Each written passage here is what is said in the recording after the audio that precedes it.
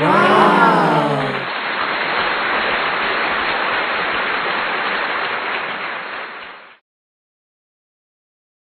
واو.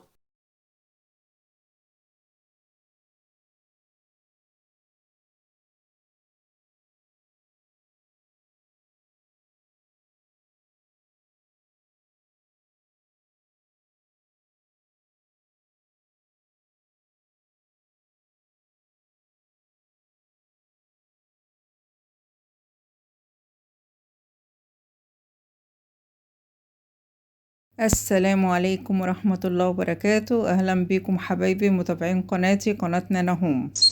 بحبكم كتير، يا رب تكونوا دايما بخير داخل وخارج مصر. طبعا موسم البطيخ ابتدى والحر ابتدى، وربنا بيطر علينا بالفواكه الجميلة دي اللي فيها مية كتير. بتطر علينا. هنجيب البطيخ ونقشره، والقشر بتاعه هنقشره برضو. تمام. وهنعمل النهاردة معاكم ايه؟ بسم الله الرحمن الرحيم، ونصلي على رسول الله عليه افضل الصلاة والسلام. هنعمل معاكم مربى قشر البطيخ، اللي مش هتخبي على حبايبك الوصفة دي الجميلة. هنعملها في الكيس الحراري وبجيلي الفراولة. ان شاء الله ان شاء الله تعجبكم وتعملوها وتطلع جميلة زي ما طلعت جميلة معايا بإذن الله. قطعنا البطيخ صغير وقدرنا الكمية بتاعته، فطلعت حوالي 6 كوبايات، علشان نقدر كمية السكر اللي احنا هنحطها. انا هحط مجين سكر بنفس المجات اللي انا عايرت بيها البطيخ، واحط عصير ليمونة وعود قرفة وكيس جيلي فراولة. وهنستخدم طبعا الكيس الحراري.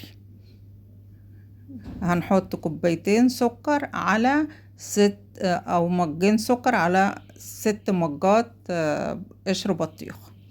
طبعا القشر البطيخة بتغسليها قبل ما تقطعيها طبعا. تمام. وهو عود القرفة وعصير الليمون.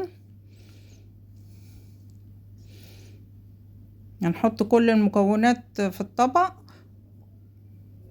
وهقلبها كويس.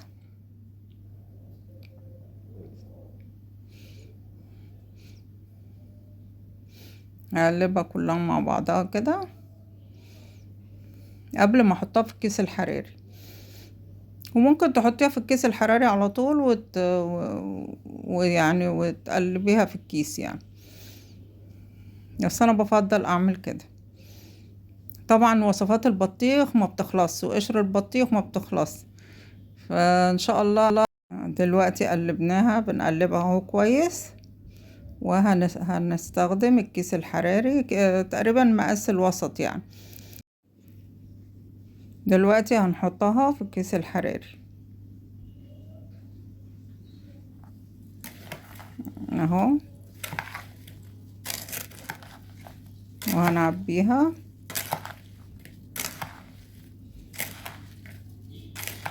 طبعا البطيخ نفسه بيتعمل عصير بطيخ، وبرضو قشر البطيخ بيتعمل فواكه مجففة. في وصفات كتيرة كتيرة للبطيخ. ان شاء الله ان شاء الله نحاول نعمل مع بعض كذا وصفة كده. انا قلت اعملها في الكيس الحراري، فكرة جديدة ان شاء الله تعجبكم وسريعة كمان وهتنجز معاكي.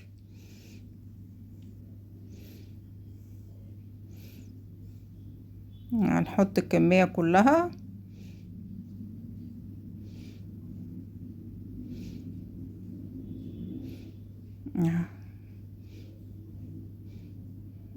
احلى حاجة في فواكه الصيف يعني ان بيكون فيها مية وبتعمل ترطيب. البطيخ اسمه بالانجليش ووتر ميلون.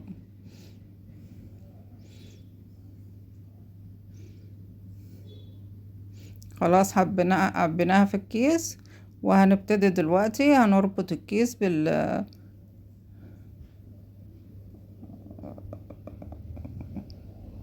الرابطة بتاعته دي هما يعني بيبقوا حاطينها في نفس العلبة بتاعت الأكياس الحرارية.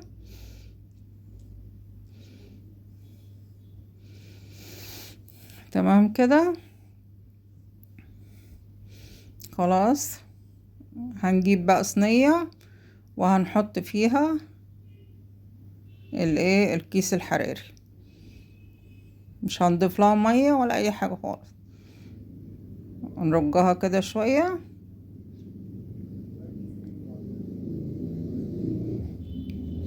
وهنخرمها تخريمتين 3، مش اكتر من كده.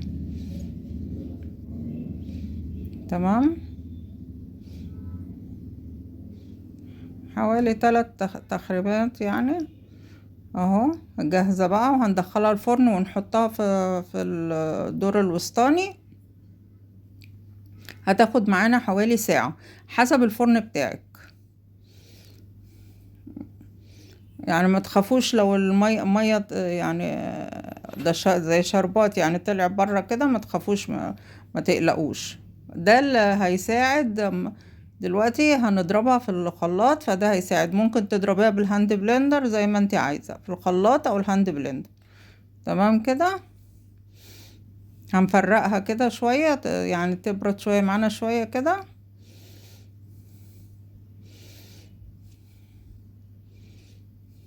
اهو تمام كده. هنبتدي بقى نحطها ايه في الخلاط وايه، وهنضربها ضربتين 3 4 كده، يعني هنضربها حبة كده. بس عايزينها تبقى ايه يعني، لو عايزاها تبقى بوريه خالص اوكي، عايزة تخليها خشنة شوية اوكي. انا فضلت يعني تكون خشنة شوية.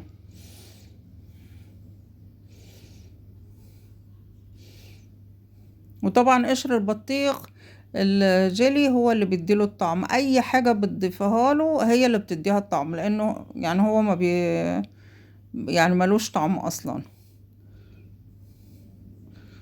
والسكر اللي انا حطيته مظبوط اهو، انا عبيته كله في الخلاط اهو، علشان كمان قشر البطيخ ما فيهوش الياف كتيرة.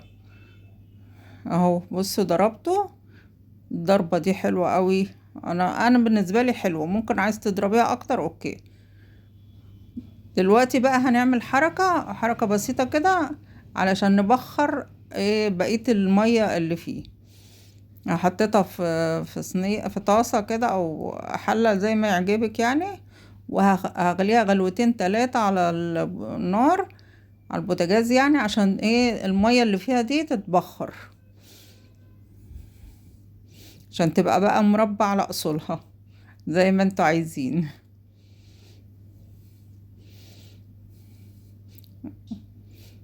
احنا لازم نوفر ولازم نستغل كل حاجة ربنا مديها لنا، الاستغلال السليم، ونطلع منها حاجة جميلة كده.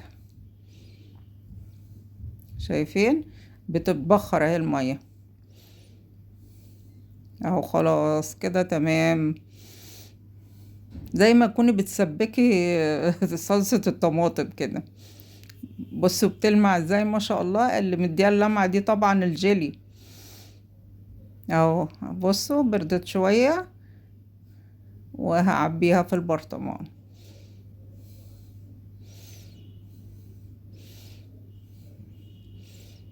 برطمان معقم ومغسول ومعقم وكل حاجة زي الفل.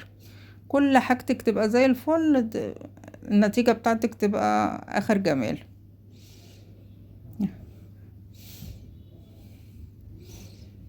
هنعبيها، بصوا ما شاء الله جميلة ازاي. يعني تقريبا كده ما فيش تكاليف. البطيخة اكلتي القلب بتاعها واستغلتيها، والقشر استغلتيه، كله كله كله ما شاء الله ما شاء الله. نعم ربنا علينا كتيرة لا تعد ولا تحصى، لازم نستغلها احسن استغلال. شايفين الجمال والحلاوة اهو، ما شاء الله لا قوة الا بالله. والى اللقاء في فيديو جديد سهل وسريع ومفيد. شايفين الجمال؟ ما شاء الله. بصوا بصوا ناجحة ازاي. بصوا العلامة البيضة دي، المربى ما جاتش على بعضها، يبقى خلاص مربتك ناجحة وكل حاجتك تمام. شايفين؟ ما شاء الله ما شاء الله.